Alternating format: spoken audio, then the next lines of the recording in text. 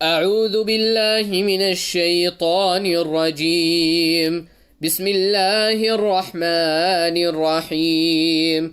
وأنا لما سمعنا الهدى آمنا به فمن يؤمن بربه فلا يخاف بخسا ولا رهقا.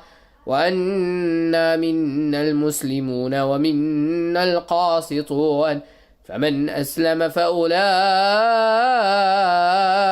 تحروا رشدا. وأما القاسطون فكانوا لجهنم حطبا. وأن لو استقاموا على الطريقة لأسقيناهم ماء غدقا لنفتنهم فيه. ومن يعرض عن ذكر ربه يسلكه عذابا صعدا. وأن المساجد لله فلا تدعوا مع الله أحدا. وأنه لما قام عبد الله يدعوه كادوا يكونون عليه لبدا. قل إنما أدعو ربي ولا أشرك به أحدا. قل إني لا أملك لكم ضرا ولا رشدا. قل إني لن يجيرني من الله أحد ولن أجد من دونه ملتحدا إلا بلاغا من الله ورسالاته. ومن يعص الله ورسوله فإن له نار جهنم خالدين فيها أبدا حتى إذا رأوا ما يوعدون فسيعلمون من أضعف ناصرا وأقل عددا. قل إن أدري أقريب ما توعدون أم يجعل له ربي أمدا.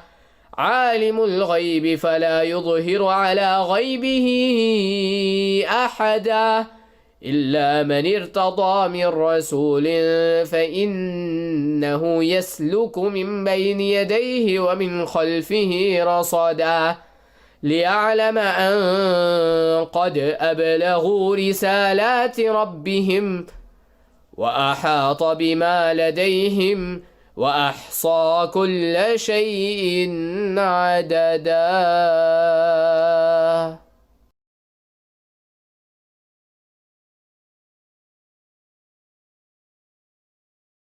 And when we heard the guidance, we believed in it. And whoever believes in his Lord will not fear deprivation or burden. And among us are Muslims, in submission to Allah, and among us are the unjust.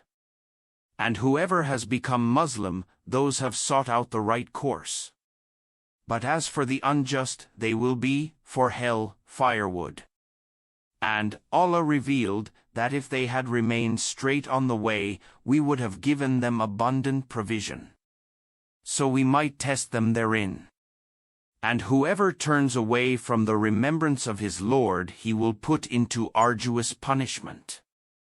And he revealed that the masjids are for Allah, so do not invoke with Allah anyone. And that when the servant of Allah stood up supplicating him, they almost became about him a compacted mass. Say, O Muhammad, I only invoke my Lord and do not associate with him anyone. Say, indeed, I do not possess for you the power of harm or right direction.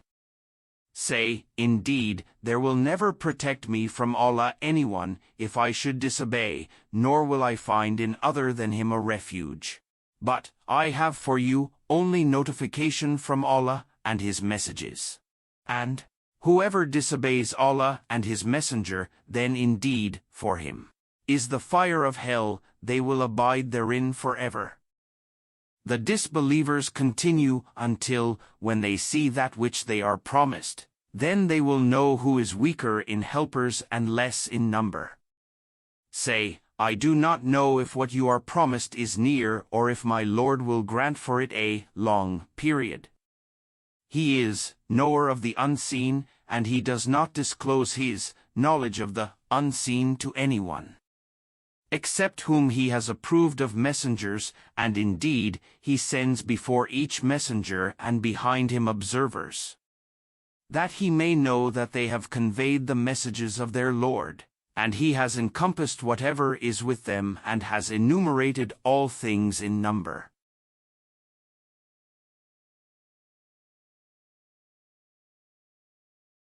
فإذا قرأناه فاتبع قرآنه. And when we have recited it to you, O Muhammad, through Jibril, then follow the Quran's recital.